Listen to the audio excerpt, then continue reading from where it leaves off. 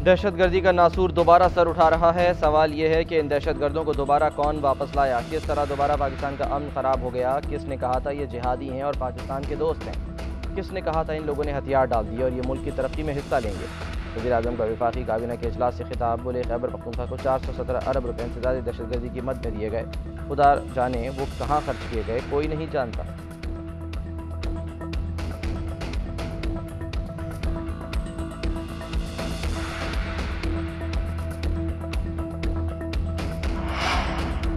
General Bajwa से कोई इख्तलाफ नहीं था, हम एक पेज पर थे, एक पेज पर होने से बहुत अच्छे काम हुए। इख्तलाफात तब हुए जब जनरल बाजवा ने कहा इन्हें एनआरओ दे दो। दूसरा इख्तलाफ जनरल फैज़ हमीद के मामले पर हुआ। इमरान खान की वजाहत। खिताब में कहा पेशावर हमले पर अफसोस है, गवर्नर KP ने तफ्तीश से पहले ही इलेक्शन मुलतवी करने का ख़त कैसे लिख दिया। मुल्क में दहशतगर्दी और महंगाई का जिम्मेदार मैं नहीं हूँ। आसिफ जरदारी की मेरे खिलाफ साजिश की इत्तला बहुत ठोस है। क़यामत की निशानी है कि साबिक़ सदर ने मुझ पर हतक इज़्ज़त का केस कर दिया।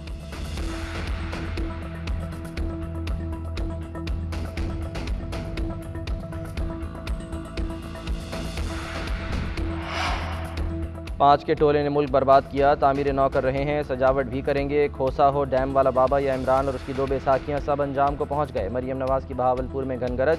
तंजीमी कन्वेंशन से खिताब करते हुए कहा महंगाई का एहसास है, आटा घी और रोटी महंगी होने पर तकलीफ़ है, शुक्र करे मुल्क तबाही के दहाने से वापस आ गया। पाँच का टोला बैठा रहता तो सोचे मुल्क का क्या हाल होता। ये समझ रहे हैं हम इलेक्शन से डर रहे हैं, मैदान में उतर चुके, क्लीन स्वीप करेंगे।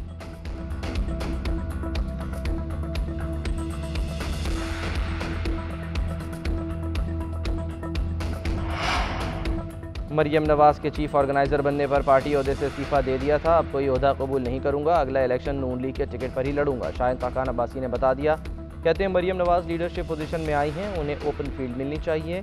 जनरल रिटायर्ड राहील शरीफ को तौसी न देने पर इस्टेब्लिशमेंट नवाज शरीफ के खिलाफ हुई।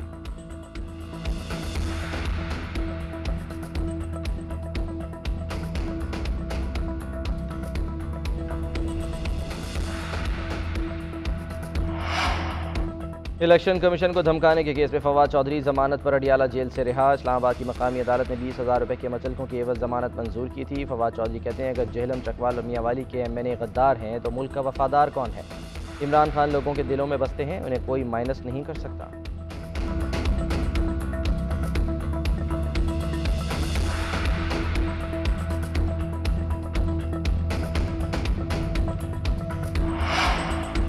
IMF ने पाकिस्तान से बड़े मुतालबात कर दिए। 600 से 800 अरब के मजीद टैक्स लगाए जाएँ। टैक्स हदफ 8,300 अरब तक मुकर्रर किया जाए। पेट्रोल पर फौरी सेल्स टैक्स 17% आयद किया जाए। मईशत पर 1% तक टैक्स आमदन बढ़ाएँ। टेक्सटाइल समेत दीगर बरामदी शोबे को 110 अरब रुपये का इस्तिस्ना न दिया जाए। पाकिस्तान 7,470 अरब का टैक्स हदफ जमा करने के लिए पुरअज़्म। पाकिस्तान और IMF के दरमियान मुज़ाकरात का दूसरा दौर। रवा माह के दौरान ऑर्डिनेंस के जरिए मिनी बजट लाने की तैयारियों पर बातचीत।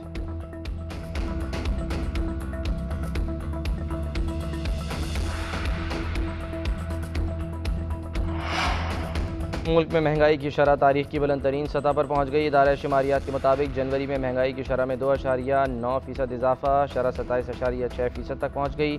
शहरों की निस्बत देहात में महंगाई ज़्यादा है। शहरी इलाकों में महंगाई की शरह 24.4% रही। देही इलाकों में शरह 32.3% हो गई। यूटिलिटी स्टोर्स पर महंगाई की नई लहर, दूध, घी और मसालों समेत मुतादिद अशिया महंगी।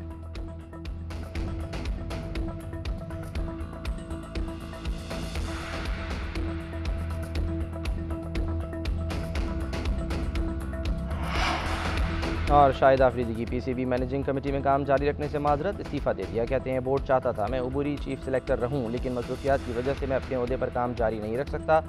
शाहिद आफरीदी को न्यूजीलैंड के खिलाफ होम सीरीज़ के लिए उबूरी सिलेक्शन कमेटी का चेयरमैन मुकर्रर किया गया था।